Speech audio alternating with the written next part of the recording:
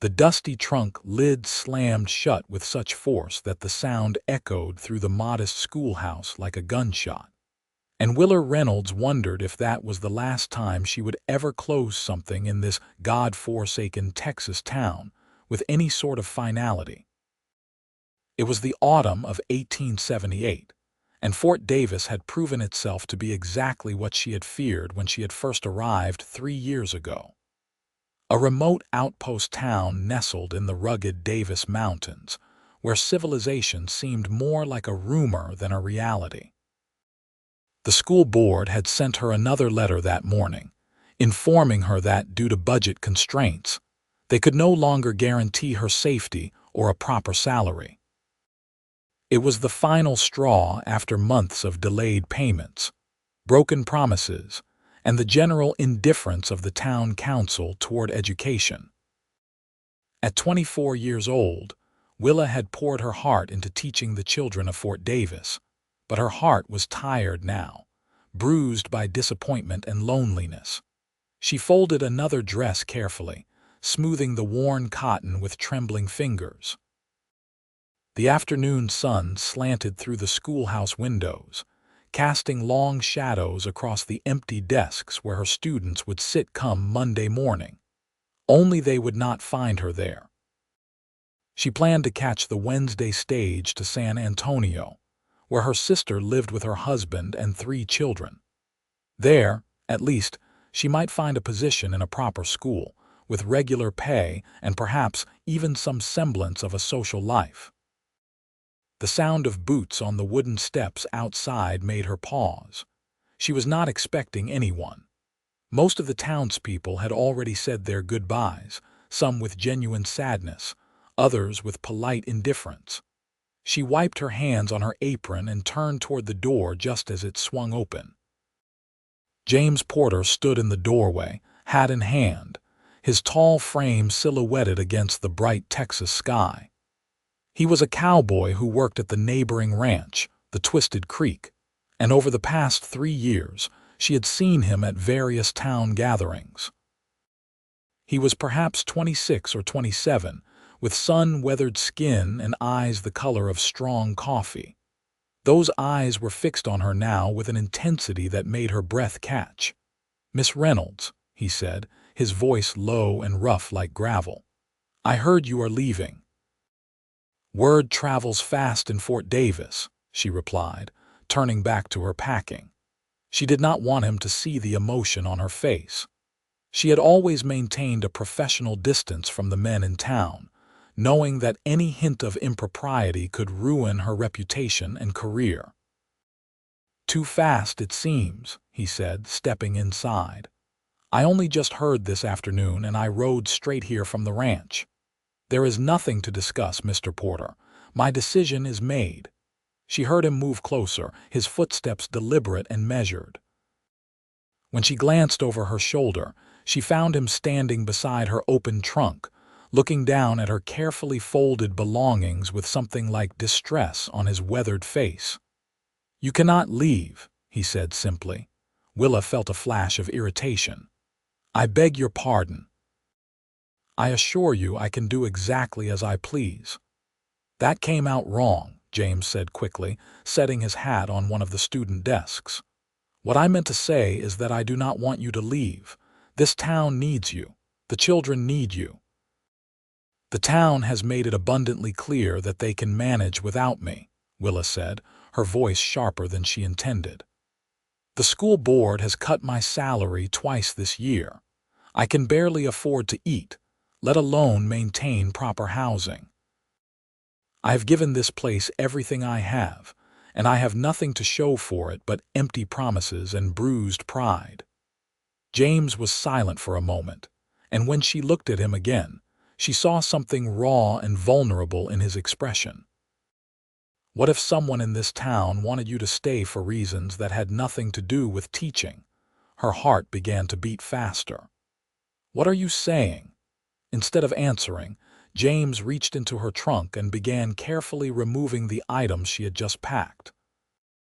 He lifted out the dress she had folded moments ago, handling it with surprising gentleness for a man with such calloused hands. "Mr. Porter, what on earth are you doing?" "Unpacking your bags," he said matter-of-factly, laying the dress across the back of a chair. "Because I aim to give you a reason to stay." Willa stood frozen, watching as this cowboy systematically removed every item from her trunk, treating each piece with a reverence that seemed almost sacred. "You have lost your mind," she whispered. "Maybe so," he agreed, setting her books on the desk with careful precision. "But I have been trying to work up the courage to speak to you for 3 years now, and I will be damned if I let you leave Fort Davis before I finally say what I should have said a long time ago." "We barely know each other," Willa protested, though her hands had fallen to her sides and she made no move to stop him. "We know each other better than you think," James said, pausing in his task to look directly at her. "I know you take your coffee with 2 sugars when you can afford it, and black when you cannot. I know you stay late every Tuesday to help Billy Thompson with his reading because his father cannot. I know you donated half your own salary last winter to buy coats for the Martinez children. I know you sing when you think no one is listening and you have the voice of an angel." Willa felt heat rise in her cheeks. "You have been watching me." "Every chance I get," he admitted without shame. "I come into town every Sunday, not for the sermon, but because I know you will be in the second pew on the left. And for 1 hour I can sit 3 rows back and pretend that we are sharing something, even if it is just a hymnal and some bad singing from old Mr. Henderson." She did not know what to say. In 3 years, James Porter had never been anything but polite and distant. She had noticed him, of course. It would have been impossible not to. He was handsome in that rough, understated way that some cowboys possessed, and he carried himself with a quiet confidence that she found appealing. But she had assumed he saw her as nothing more than the town schoolteacher, a respectable but unremarkable fixture of Fort Davis society. "Why are you telling me this now?" she asked softly. James finished removing the last item from her trunk and closed the lid gently. Then he turned to face her fully, and she could see that his hands were trembling slightly. "Because I am a coward who waited too long, and now I am out of time. Because I spent 3 years telling myself that you were too educated, too refined, too good for a simple cowboy. Because I convinced myself that you would never look twice at a man who smells like horses and earns his living with rope and leather." "James," she began, but he held up a hand. "Let me finish, please," he said. "I know I have no right to ask you to stay. I know I have nothing to offer you but hard work and an uncertain future. But I also know that if you get on that stage Wednesday, I will spend the rest of my life wondering what might have happened if I had been brave enough to tell you the truth." Willa felt tears prickling at the corners of her eyes. "And what truth is that?" James took a step closer, and she could smell the familiar scent of sage and leather that seemed to cling to him. "That I love you, Willa Reynolds. I have loved you since the first day you arrived in Fort Davis, when you stepped off that stage with your head held high and your eyes full of determination.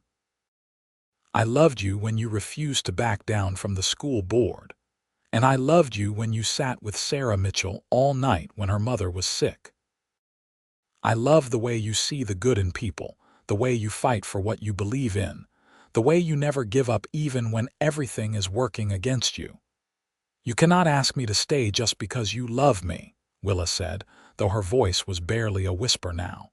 "Love is not enough to live on." "You are right," James agreed, "which is why I am not just asking you to stay, I am asking you to marry me." The words hung in the air between them like something tangible and real. Willa stared at him, certain she had misheard. "Marry you." "I know it sounds crazy," James said quickly. "I know we have never even had a proper conversation before today, but I also know that I would spend every day for the rest of my life trying to make you happy. I have been saving my pay for the past 2 years. I have enough to buy a small piece of land west of town, and I can build us a house. It would not be much at first, just a simple cabin, but I would add on to it as we could afford it.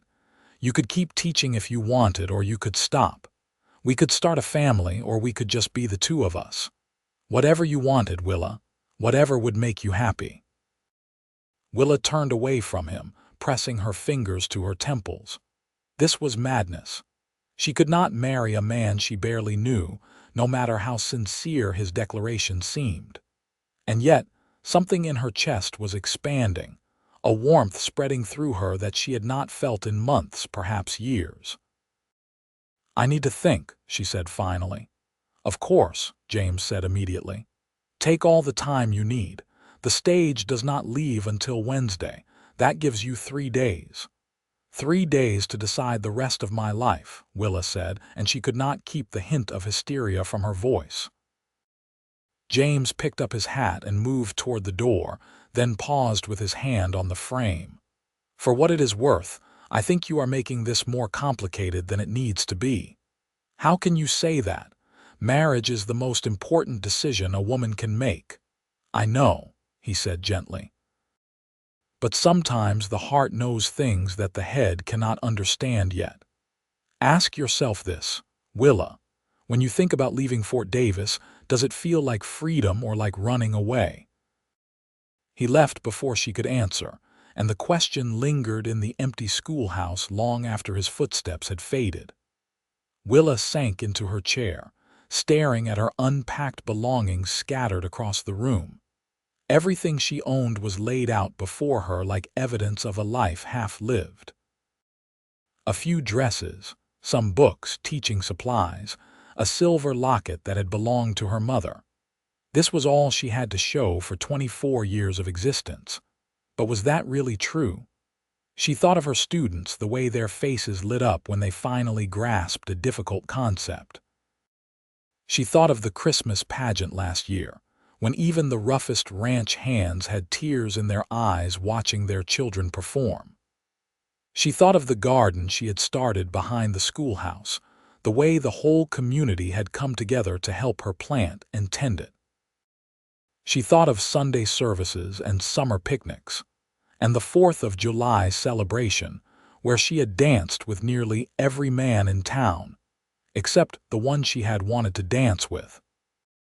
Except she had not admitted to herself, until this very moment, that James Porter was the one she had been watching for, the one she had hoped would ask. She had told herself she was being professional, maintaining appropriate boundaries. But the truth was, she had been just as afraid as he was. That night, Willa could not sleep. She lay in her small room at the boarding house, listening to the sounds of Fort Davis settling into darkness. Somewhere in the distance, a dog barked. Closer, she could hear the murmur of voices from the saloon down the street. The wind rattled her window, carrying with it the scent of sage and dust, and the peculiar clean smell that preceded rain in the mountains.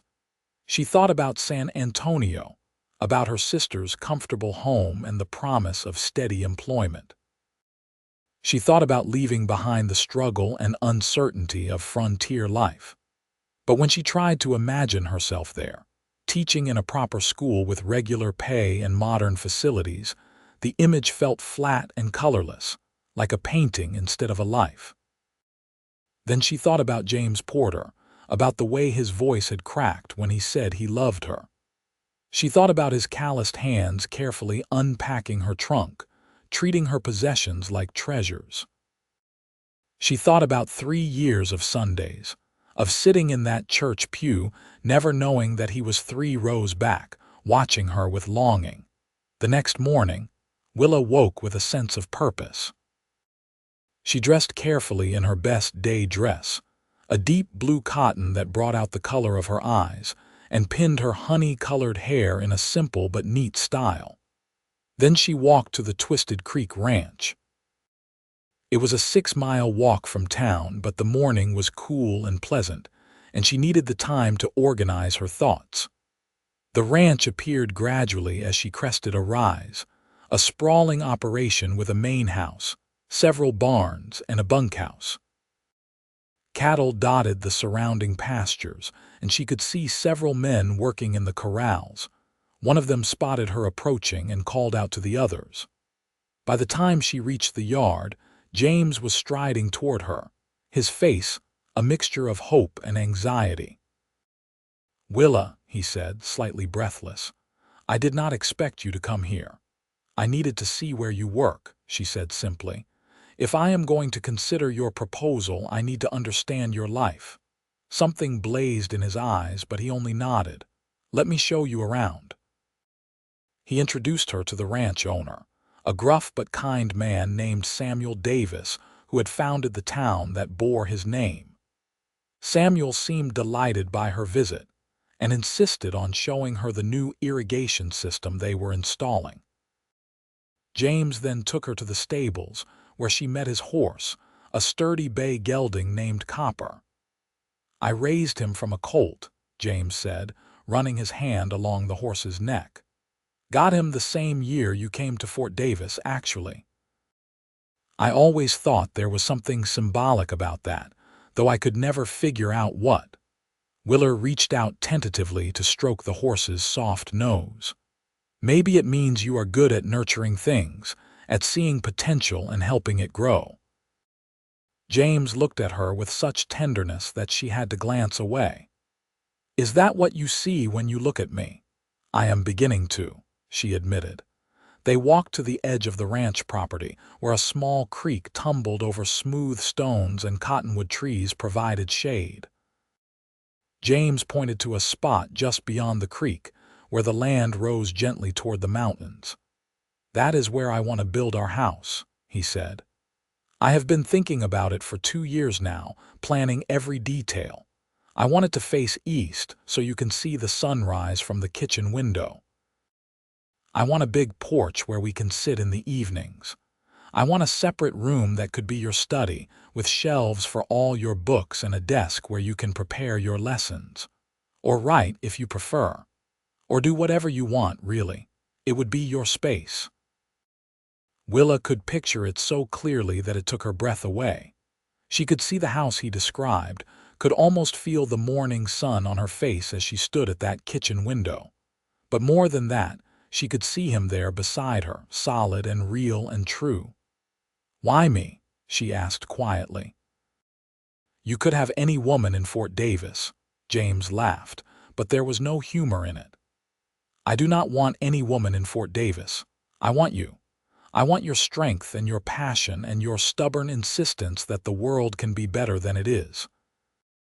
I want to wake up every morning knowing that I get to spend another day trying to be worthy of you." "You talk as though I am something special," Willa said, shaking her head. "I am just a school teacher who could not even convince the town to pay her a decent wage." "You are wrong about that," James said firmly. "I did some checking yesterday after I left you. The school board did not cut your salary because of budget constraints. They cut it because Harrison Keene wanted the money redirected to his nephew's construction company. He convinced the others to vote with him by promising them kickbacks.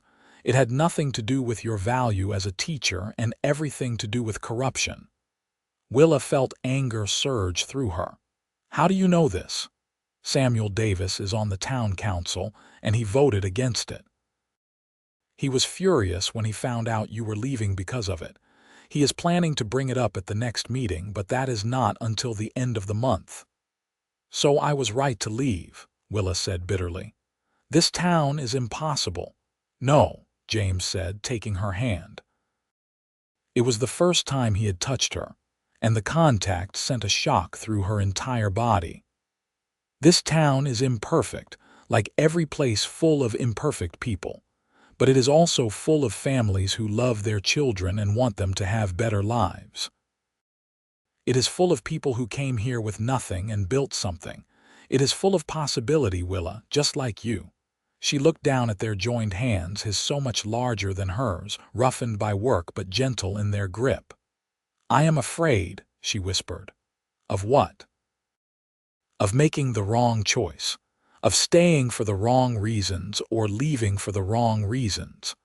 of marrying you and discovering that we do not really know each other at all, of spending the rest of my life wondering what might have been. James squeezed her hand gently. Those are all reasonable fears. But let me ask you something. When you think about marrying me, what scares you more, the possibility that it might not work or the possibility that it might? Willa looked up at him sharply. What do you mean? I mean that sometimes we convince ourselves we are being cautious when we are really just protecting ourselves from happiness. I mean that maybe you are so used to fighting and struggling that the idea of someone actually loving you and wanting to make your life easier seems impossible. His words struck something deep inside her, and she felt tears spill over before she could stop them. James made a sound of distress and pulled her into his arms, and she let herself be held, let herself feel the solid warmth of him and the steady beat of his heart under her cheek. I am not used to being wanted, she said against his chest. My parents sent me away to school when I was 12 because they did not know what to do with a daughter who wanted to read instead of sew. My fiancé broke our engagement when he realized I actually intended to work. Fort Davis was supposed to be a fresh start, but it just felt like another place where I did not quite fit. You fit with me, James said softly, and she could hear the smile in his voice. You fit perfectly. They stood like that for a long moment, wrapped in each other's arms beside the creek. Finally, Willa pulled back enough to look up at him. I need one more day, she said. Can you give me that? I would give you forever if you asked for it, James replied. One more day is easy. That evening, Willa visited several families in town, ostensibly to say her goodbyes but really to observe them more carefully. She watched the way Martha Henderson looked at her husband of 30 years, still with affection despite the hardships they had endured. She saw young couples like the Mitchells, struggling to make ends meet but facing it together with determination and love. She visited elderly widow Sarah Johnson, who told her stories of the husband she had lost 10 years ago. I still miss him every single day, Sarah said, pouring tea into chipped cups. But I would not trade a single moment we had together for all the security in the world. Love is a risk, Willa, but it is the only risk worth taking. How did you know he was the right one? Willa asked. Sarah smiled, her weathered face creasing into 100 laugh lines. I did not for certain, but I knew that when I was with him, I felt like the person I was meant to be. He did not try to change me or diminish me. He just loved me exactly as I was and challenged me to be even better. That seemed like enough to build a life on, and I was right. As Willa walked back to her boarding house that night, she saw a light burning in the schoolhouse and detoured to investigate. Inside, she found James carefully reassembling her packed belongings, putting everything back exactly where it had been before she started packing. "What are you doing here?" she asked from the doorway. He looked up, not at all embarrassed to be caught. "I figured if I put everything back, it might be easier for you to stay, or at least harder for you to leave." Willa laughed despite herself, and the sound surprised them both. She could not remember the last time she had laughed with such genuine amusement. "That is incredibly presumptuous of you." "I know," he agreed cheerfully, "but I am a desperate man, and desperate times call for presumptuous measures." She walked into the schoolhouse and picked up one of her books, a worn copy of Shakespeare's sonnets that her mother had given her.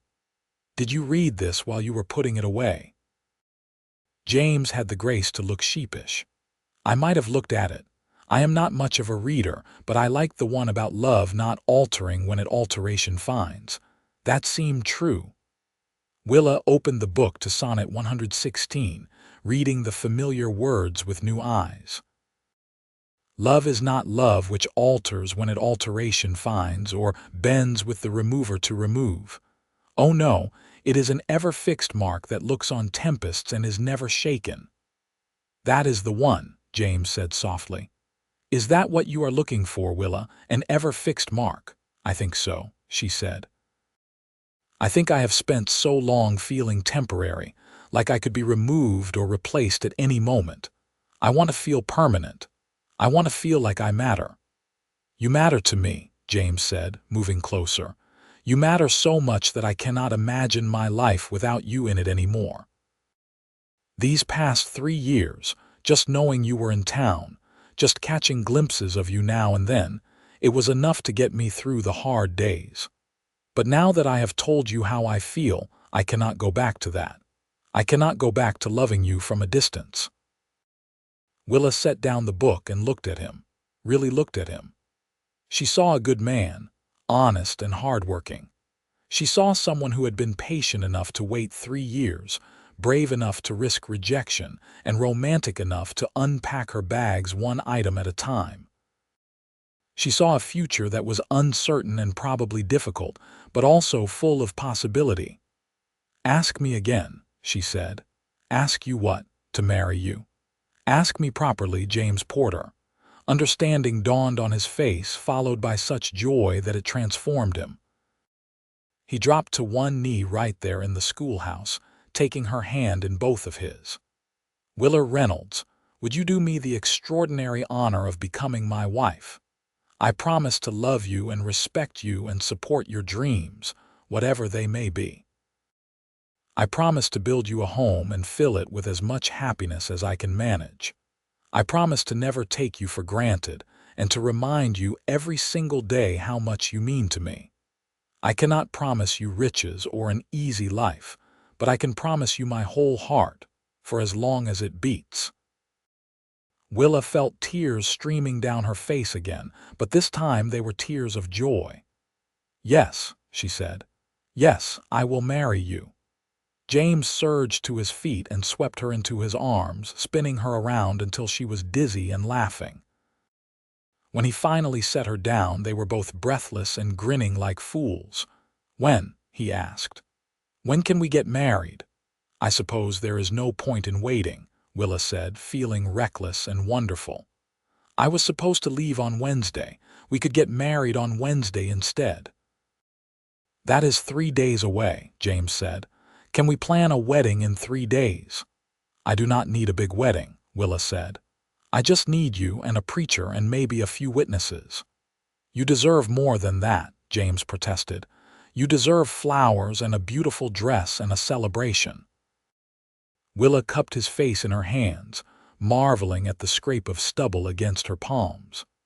I spent so long thinking I deserved things that I forgot to think about what I actually wanted. And what I want is to start my life with you as soon as possible. Everything else is just decoration. James kissed her then, and it was nothing like the chaste pecks she had received from her former fiancé. This kiss was deep and passionate and full of 3 years of pent-up longing. When they finally broke apart, both of them were trembling. Wednesday, James said firmly. We will get married on Wednesday, and every Wednesday after that, I am going to remind you that you made the right choice. The next 2 days passed in a whirlwind of activity. News of their engagement spread through Fort Davis like wildfire, and reaction was mixed. Some people, particularly those who had appreciated Willa's dedication to teaching, were delighted. Others, especially Harrison Keene and his cronies on the school board, seemed almost offended that she would stay after all. Samuel Davis, however, was ecstatic. He took James aside on Tuesday morning and told him that the ranch was doing well enough to give him a raise and a partnership stake. You have been the best worker I have ever had, Samuel said. And that was before you convinced our schoolteacher to stay. If you want to build that house on the edge of the property, you have my blessing and my help. Martha Henderson and several other women in town took Willa under their wing, insisting on helping her prepare for the wedding. They produced a beautiful cream-colored dress that Martha had been saving for her own daughter, who had decided to get married in her mother-in-law's dress instead. They gathered wildflowers from the mountains and baked enough food for a small feast. The preacher, a jovial man named Reverend Thomas, agreed to perform the ceremony on Wednesday afternoon. "I have to admit, I have been hoping someone would catch Miss Reynolds's eye," he confided to James. "She has too much love in her heart to waste it on the unappreciative masses." "You are a lucky man, son."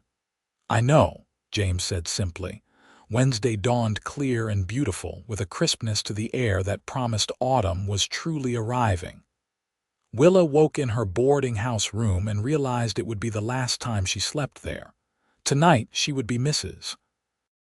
James Porter, and she would begin her married life in a room at the ranch until their house was built.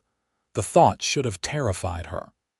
Instead, she felt a calm certainty that she had made the right choice. The wedding took place in the town church at 3 o'clock in the afternoon. Nearly the entire population of Fort Davis turned out, cramming into the small building until people were standing shoulder to shoulder. Willa walked down the aisle on the arm of Samuel Davis, who had graciously offered to give her away since her own father was back east and would not have approved anyway. But she barely noticed the crowd or the flowers or any of the details that the women had worked so hard to arrange. Her eyes were fixed on James, who stood at the front of the church looking at her as though she were the answer to every prayer he had ever spoken. When she reached him, he took her hand and whispered, "You are so beautiful." The ceremony itself was simple but meaningful. They exchanged vows that they had written themselves, promising to love and honor each other through whatever trials life might bring. When Reverend Thomas pronounced them husband and wife, James kissed her with such tenderness that several women in the congregation were heard sniffling. The celebration afterward was joyful and raucous. Someone produced a fiddle, and there was dancing in the street outside the church. The food appeared in abundance, and the community came together in that way that frontier towns do, setting aside differences and grievances to celebrate something good. Harrison Keene made an appearance, looking sour and defeated. He approached Willa and James as they were serving themselves food from the communal tables. "I suppose you think you have won," he said to Willa. She looked at him calmly. "I was not aware we were in competition, Mr. Keene, but if we were, then yes, I would say I have won. I have a husband who loves me, a community that supports me, and a future full of possibility. That seems like winning to me." Keene scowled and walked away, and James squeezed her hand. "You are magnificent," he murmured. As the sun began to set, painting the sky in shades of orange and pink, James and Willa said their goodbyes and rode out to the ranch together. James had borrowed a wagon for the occasion, and Willa sat beside him on the bench seat, her hand in his, watching the landscape pass by. "Are you happy?" James asked as they neared the ranch. "More than I have ever been," Willa said honestly. "I keep expecting to wake up and discover this was all a dream." "If it is, then we are both dreaming it," James said, "and I, for one, never want to wake up." Their first night together was awkward and sweet and filled with nervous laughter. They were both inexperienced, neither having been with anyone else, but they were patient with each other and gentle. By the time dawn broke the next morning, Willa felt as though she had crossed some invisible threshold into a new version of herself, one who was loved and cherished and no longer alone. The following weeks were busy with preparations for building their house. James worked during the day at the ranch, and in the evenings, he and Willa would ride out to their plot of land and plan. They paced off rooms and argued playfully about the placement of windows. Willa insisted on a large pantry, and James agreed on the condition that they also include a bathing room, which was a luxury in Fort Davis but something he wanted for her. Meanwhile, Willa returned to teaching, but with new energy and purpose. The school board, now under investigation for the financial irregularities that Samuel Davis had uncovered, restored her full salary, and issued a formal apology. Several members were replaced, including Harrison Keene, who left town in disgrace shortly after. With her proper salary and James's income from the ranch, they were able to save quickly. By December, they had broken ground on their house, and by the following spring of 1879, it was complete. It was a beautiful cabin with glass windows, a stone fireplace, and all the details James had promised. There was a study for Willa, a big porch for sitting, and windows that faced east to catch the sunrise. They moved in on a Saturday in April, and that night they christened every room in the house with laughter and love. "This is ours," Willa kept saying, touching the walls as though she could not quite believe they were real. "This is really ours." "Forever," James promised. "This is our home forever." That summer, Willa discovered she was pregnant. She had suspected for a few weeks, but had waited to be certain before telling James. When she finally shared the news over dinner one evening, his reaction was everything she could have hoped for. He whooped with joy, picked her up and spun her around, and then immediately set her down and apologized for spinning a pregnant woman. "I am not made of glass," Willa laughed. "I am just going to have a baby." "Our baby," James said, placing his hand on her still flat stomach with wonder. "We are going to be parents." The pregnancy was relatively easy, and Willa taught right up until a month before the baby was due. The students and their families showered her with gifts and good wishes. Martha Henderson organized the women of Fort Davis to make baby clothes and blankets, and Willa was touched by the generosity of the community she had almost left behind. Their son was born on a snowy day in February of 1880, arriving with a lusty cry that announced his displeasure at being forced into the cold world. They named him Jacob, after James's father who had died when James was young.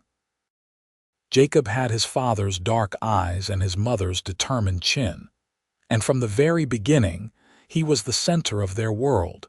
James proved to be a wonderful father, patient and loving. He would walk the floor with Jacob for hours when the baby was fussy, singing off key cowboy songs until both of them fell asleep in the rocking chair Willa had bought. He changed diapers without complaint and learned to prepare bottles with the same competence he brought to everything else. Willa returned to teaching when Jacob was 3 months old, bringing him to school with her. The students were enchanted with the baby, and the older girls in particular loved helping to care for him. It became a common sight to see Jacob being passed around during lunch hour, gurgling happily while the children took turns entertaining him. 2 years later, Willa became pregnant again, and their daughter was born in the summer of 1882. They named her Grace, and she was a placid, easy baby who seemed content to observe the world around her with wide, curious eyes. Jacob, now a rambunctious toddler, was initially skeptical of the new arrival but quickly became fiercely protective of his baby sister. As their family grew, so did their home. James added on 2 more rooms, expanding the cabin into a proper house. They planted an orchard and a vegetable garden, and Willa kept chickens for eggs. Their property became a small homestead, productive and thriving. James's partnership with Samuel Davis continued to prosper. The Twisted Creek Ranch became one of the most successful operations in West Texas, and James's hard work and innovation were a significant part of that success. When Samuel began to slow down due to age, he relied more and more on James to manage the day-to-day operations. In the spring of 1885, Samuel Davis suffered a stroke that left him partially paralyzed. He called James to his bedside and told him that he wanted James to take over as foreman of the ranch, with a generous share of the profits. "You are like a son to me," Samuel said, his speech slurred but his meaning clear. This ranch should go to someone who loves it and will care for it properly. That person is you." James was overwhelmed by the trust Samuel was placing in him. He accepted the position with gratitude and a promise to honor Samuel's legacy. True to his word, James ran the ranch with integrity and skill, and it continued to flourish under his leadership. Meanwhile, Willa had become an institution in Fort Davis. She had been teaching there for over 10 years now, and many of her former students were grown and starting families of their own. Some had gone on to college, something almost unheard of for children from such a remote area, and they credited Willa's encouragement and high standards for their success. In 1887, the territorial government recognized her contributions to education and awarded her a commendation. A representative traveled all the way from Austin to Fort Davis to present it to her in a special ceremony. James sat in the front row with Jacob and Grace, beaming with pride as the representative praised Willa's dedication and impact. "She could have left," the representative said in his speech. "She could have sought easier circumstances and better pay in a larger city, but she chose to stay in Fort Davis, and this community is immeasurably richer for that choice." After the ceremony, James hugged Willa tightly. "I am so proud of you," he whispered into her hair. "I could not have done any of it without you," Willa said. "You gave me a reason to stay, and you gave me the support to thrive. Everything good in my life comes from that decision you made to unpack my bags." "Best decision I ever made," James said firmly. Their life was not without challenges. There were droughts that made ranching difficult, and there were years when money was tight despite their best efforts. Jacob broke his arm falling out of a tree when he was 8, and Grace had a serious bout of pneumonia when she was 6 that terrified them both. There were moments of frustration and exhaustion, times when the demands of work and family felt overwhelming, but through it all, they had each other. They had built something solid and real, a partnership based on love and respect and unwavering commitment. When things were hard, they faced them together. When things were good, they celebrated together. And every Wednesday, true to his word, James reminded Willa that she had made the right choice. Sometimes it was a simple statement over breakfast. Sometimes it was a note left on her desk at school. Sometimes it was a wildflower picked on his way home from the ranch. But it was always there, that reminder that he had chosen her and she had chosen him, and that choice had made all the difference. In 1890, when Willa was 36 and James was 38, they welcomed another surprise baby. They had assumed their family was complete with Jacob and Grace, now 10 and 8 years old. But life had other plans, and a son they named Matthew arrived in October of that year. Jacob and Grace were old enough to be real helpers with the new baby, and they doted on their little brother. Willa joked that Matthew was the most spoiled baby in Fort Davis, with 3 people competing to attend to his every need. But the truth was, she was grateful for the help, and for the way the new baby brought their family even closer together. Samuel Davis passed away peacefully in his sleep in 1892, leaving the ranch to James in his will. It was a bittersweet moment. James grieved the loss of his mentor and friend, but he also felt the weight of responsibility to carry on Samuel's vision for the Twisted Creek Ranch. Under James's leadership, the ranch continued to grow and evolve. He was innovative in his approach to cattle breeding and land management, always looking for ways to improve sustainability and profitability. He treated his workers fairly and paid them well, which earned him loyalty and respect throughout the region. Willa eventually scaled back her teaching as Matthew grew older, taking on a part-time role that allowed her to focus on curriculum development and teacher training.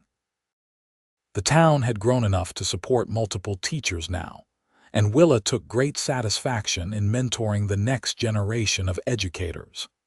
In 1895, Jacob left for college in Austin at age 17, the first member of their family to pursue higher education. It was a proud but difficult moment for Willa and James, watching their firstborn head out into the wider world. But Jacob had inherited his mother's love of learning and his father's determination, and they knew he would succeed. He returned during school breaks with stories of his studies and his new experiences, and he always said how much he appreciated the foundation his parents had given him. "You taught me to work hard and to value knowledge," he told them. "That combination is serving me well." Grace, at 13, was developing into a thoughtful and creative young woman. She loved to draw and paint, spending hours capturing the landscape of West Texas in watercolors and sketches.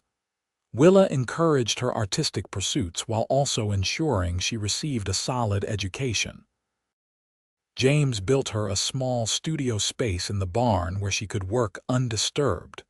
Matthew, now 5 years old, was the wild child of the family, always getting into mischief and testing boundaries. But he was also sweet-natured and affectionate, quick to apologize when he had done wrong and generous with hugs and kisses. One evening in the summer of 1896, Willa and James sat on their porch watching the sunset. Matthew was asleep inside, worn out from a day of adventure. Grace was in her studio working on a painting. Jacob was still away at school but would be home in a few weeks for the summer. "Do you remember when you unpacked my bags?" Willa asked, leaning against James's shoulder. "I remember everything about that day," James said, wrapping his arm around her. "I was terrified you would tell me to leave and never speak to me again." "I almost did," Willa admitted. "Part of me thought you were crazy, but a bigger part of me was so desperately hoping that you were serious, that someone actually wanted me enough to take that kind of risk." "I would do it again in a heartbeat," James said. "I would do it every day for the rest of my life if that is what it took to keep you here with me." Willa tilted her face up to kiss him, and even after all these years, the touch of his lips still made her heart race. "You do not have to unpack my bags anymore," she said softly. "I am not going anywhere. This is where I belong." "Where we belong," James corrected. "Together." They sat in comfortable silence, watching the sky fade from orange to purple to deep blue. Stars began to appear, one by one, and Willa thought about how each star was like a moment in their life together. Individual points of light that, taken together, created something beautiful and vast and full of wonder. "James," she said after a while. "Yes, my love." "Thank you for asking me to stay." He kissed the top of her head. "Thank you for saying yes." As the years continued to pass, their life took on a comfortable rhythm. Jacob graduated from college in 1899 with a degree in agriculture and returned to Fort Davis to work alongside his father at the Twisted Creek Ranch. He brought with him new ideas and modern techniques that he had learned in Austin, and together, he and James made the ranch more successful than ever. In 1901, Jacob married a young woman named Elizabeth whom he had met in Austin. She was a teacher like Willa had been, and the two women formed an immediate bond. Elizabeth joined the staff at the Fort Davis School, and Willa enjoyed having another educator in the family to discuss ideas and challenges with. Grace, at 19, had become a talented artist whose paintings were beginning to attract attention beyond Fort Davis. A gallery in San Antonio had agreed to show her work, and several pieces had sold for respectable prices. She was considering moving to a larger city to pursue her art more seriously, and while the thought of her leaving made Willa sad, she understood the need to follow one's dreams. "You have to let her go," James said gently when Willa confessed her feelings. "We raised her to be independent and to pursue what she loves. That is exactly what she is doing."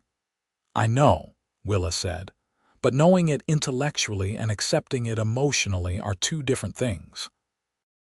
James pulled her close. "She will come back. Fort Davis is her home, just like it is ours. She just needs to see what else is out there so she can appreciate what she has here." He was right, of course. Grace moved to San Antonio in 1902 but returned home frequently for visits. And 2 years later, she moved back to Fort Davis permanently, having decided that the inspiration she found in the Texas landscape was more valuable than the opportunities of city life. She set up a studio in town and began teaching art classes, adding a new dimension to the educational offerings of Fort Davis. Matthew grew into a strong, capable young man who shared his father's love of ranching. He had no interest in college, preferring to learn by doing, and James was more than happy to teach him everything he knew about cattle and horses and land management.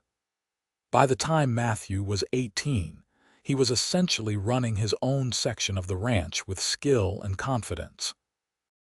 In 1905, Willa retired from teaching at the age of 51. She had spent 27 years educating the children of Fort Davis, and her impact on the community was immeasurable. The town organized a retirement celebration that drew people from all over West Texas, including former students who traveled from as far as Houston and El Paso to honor her. The new school building, which had been constructed in 1903 to accommodate the growing population, was officially named the Reynolds School in her honor. Willa cried when they unveiled the sign, overwhelmed by the recognition and the love that poured out from the community. "You changed our lives," one former student said during the ceremony. "You made us believe we could be more than what we were born to be. Every success I have had is built on the foundation you gave me." After retirement, Willa found new ways to contribute. She volunteered at the library, helped establish a women's literacy program, and wrote a history of Fort Davis that was eventually published and became required reading in Texas schools. She also spent more time with her grandchildren, as Jacob and Elizabeth had welcomed 2 daughters by 1906. James, now 54, had handed over most of the day-to-day management of the ranch to Jacob and Matthew, but still remained active and involved. He loved to ride out across the property, checking on the cattle and the land, making sure everything was being cared for properly. One afternoon in the spring of 1908, 30 years after they had married, Willa and James rode out to the spot where their house stood. They dismounted and walked to the edge of the property, looking out over the landscape that had been their home for so long. "Do you remember standing here and planning our house?" Willa asked. "I remember every detail," James said. "I remember you insisting on a pantry and me bargaining for the bathing room. I remember thinking that if I could just build you this house, maybe you would never regret staying." "I have never regretted it," Willa said firmly. "Not for a single moment. This life we have built together, this family, this home, it is everything I never knew I wanted."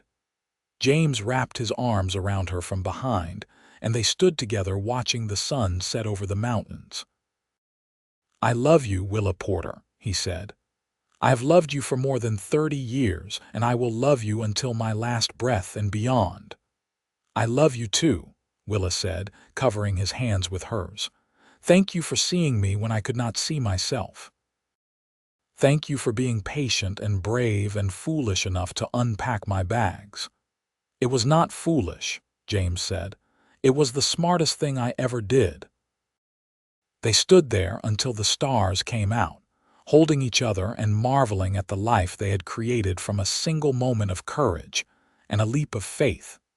In the years that followed, they settled into the gentle rhythm of their later years. They were blessed with more grandchildren as their children married and started families of their own.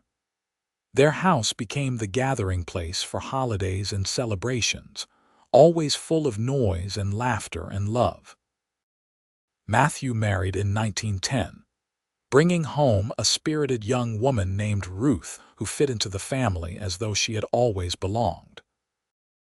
Grace surprised everyone in 1912 by marrying a fellow artist she had met at a show in Austin, and they made their home in Fort Davis, where they could both find inspiration in the landscape. James's health began to decline gradually in his 60s. Nothing dramatic, just the slow wearing down that comes with a life of hard physical labor. His joints ached in the mornings and he tired more easily than he used to. But his mind remained sharp, and his love for Willa never wavered. Willa aged more gracefully, remaining active and engaged well into her 60s. She continued to write and volunteer, always looking for ways to contribute to the community she loved. But her favorite times were the quiet evenings spent with James, sitting on their porch and watching the sunset, just as they had done for decades. On their 40th wedding anniversary in 1918, their children and grandchildren organized a huge celebration. The entire town of Fort Davis turned out to honor the couple who had become such an integral part of the community's history. There were speeches and toasts, music and dancing, and enough food to feed an army. At one point in the evening, Jacob stood to make a toast. "My parents have shown me what true love looks like," he said, his voice thick with emotion. "It is not just the grand gestures or the romantic moments. It is the daily choice to show up for each other, to support each other's dreams, to weather the storms together. They have built a legacy of love that will continue through all of us and the generations that come after." Willa squeezed James's hand under the table, tears streaming down her face. He lifted her hand to his lips and kissed it gently, his eyes never leaving hers. "40 years," he murmured. "And I still fall in love with you every single day." "Only 40, Willa teased. "I seem to remember you loving me for at least 3 years before that." 43 years then, James agreed with a smile. 43 years of loving the most remarkable woman in Texas. In 1920, James's health took a turn for the worse. He developed a persistent cough that would not go away, and the doctor diagnosed him with a respiratory condition that was common among men who had spent their lives working in dusty conditions. There was no cure, only management of symptoms and making him comfortable. Willa refused to leave his side. She moved their bed downstairs so he would not have to navigate the stairs, and she tended to him with the same fierce dedication she had brought to everything else in her life. Their children took turns visiting, and James was surrounded by love and family during his final months. On a cool evening in October 1921, with Willa holding his hand and their children gathered around the bed, James Porter took his last breath. He was 69 years old, and he died as he had lived, with quiet dignity and surrounded by the people he loved most. Willa was devastated by the loss. After 43 years of partnership, the silence of his absence was deafening. But she also felt a profound gratitude for the life they had shared. He had loved her well and truly, and together they had built something that would endure long after they were both gone. She lived for another 12 years, remaining active and engaged despite her grief. She found comfort in her children and grandchildren, in her work, and in the memories of the life she and James had shared. She kept their house exactly as it had been when he was alive, including the rocking chair where he had held their babies and the porch where they had watched countless sunsets together. In the spring of 1933, at the age of 79, Willa Reynolds Porter passed away peacefully in her sleep. She was laid to rest beside James in the Fort Davis Cemetery, under a spreading oak tree with a view of the mountains they had both loved. Their children erected a headstone that read, "Here lie James and Willa Porter, beloved parents and grandparents. They chose love and built a legacy. Together forever." But their true legacy was not carved in stone. It lived on in their children and grandchildren, in the school that bore Willa's name, in the ranch that James had built into a thriving enterprise, and in the countless lives they had touched during their years in Fort Davis. It lived on in the story that was told and retold, of the cowboy who had loved a schoolteacher enough to unpack her bags, and the schoolteacher who had been brave enough to stay. The Twisted Creek Ranch continued to operate under the management of their descendants, and the Reynolds School continued to educate children for generations. The house they had built together became a gathering place for family reunions and celebrations, a physical reminder of the love that had started it all. And every few years, someone in Fort Davis would tell the story to a newcomer or a visitor. They would talk about Willa Reynolds, who had been packing to leave town in the autumn of 1878, discouraged and defeated. They would talk about James Porter, the cowboy who had loved her from afar for 3 years and finally found the courage to tell her. They would talk about how he had unpacked her bags, one item at a time, and asked her to stay forever. And then they would talk about the 43 years that followed, about the family they had raised and the community they had strengthened, and the love they had shared that had become the stuff of legend. They would talk about how a single moment of courage had changed everything, how a choice to stay had created ripples that spread outward and touched hundreds of lives. It was a story about love, yes. But it was also a story about faith and courage, and the transformative power of being truly seen and valued.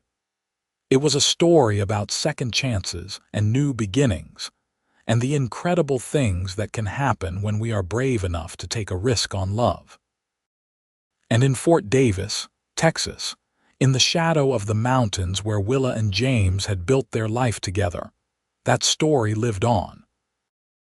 It was told to children and grandchildren, to newcomers and visitors, to anyone who needed a reminder that love is worth fighting for, that home is worth staying for, and that sometimes the best adventures come from choosing to remain rather than choosing to leave.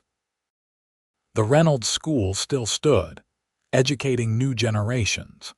The Twisted Creek Ranch still raised cattle on the land James had stewarded so carefully. And the house with the east-facing windows and the wide porch still welcomed family gatherings, still echoed with laughter and love, still stood as a testament to what two people could build when they chose each other and refused to let go. Willa's great-great-grandchildren would eventually walk the halls of the Reynolds School, learning their letters and numbers in the same building that honored their ancestor. James's great-great-grandchildren would ride the range at the Twisted Creek, working the land that their forebearer had loved and tended. And all of them would grow up knowing the story of how it had all begun with a trunk being packed and a cowboy who cared enough to unpack it. In the end, that was the greatest legacy of all. Not the buildings or the land or even the family name, but the story itself. A story that reminded people that love is a choice made again and again, that courage comes in many forms, and that sometimes the best thing we can do is stay and fight for what we want, rather than run away from what scares us. Willa Reynolds had almost left Fort Davis in 1878. But James Porter had given her a reason to stay, and in staying, she had found everything she had been looking for without knowing she was looking for it at all. She had found home and family and purpose. She had found love that lasted a lifetime and beyond. And in a dusty West Texas town called Fort Davis, that story lived on, inspiring new generations to be brave, to choose love, to stay and build something beautiful in the wilderness. It was a story that would never die, because it was rooted in truth and watered with decades of devotion. The schoolmarm had been packing to leave town. A cowboy had unpacked her bags and asked her to stay forever. And she had said yes, changing not just her own life, but the lives of everyone who came after. That was the power of love, the magic of choosing to stay, and the beginning of a legacy that would endure for generations to come.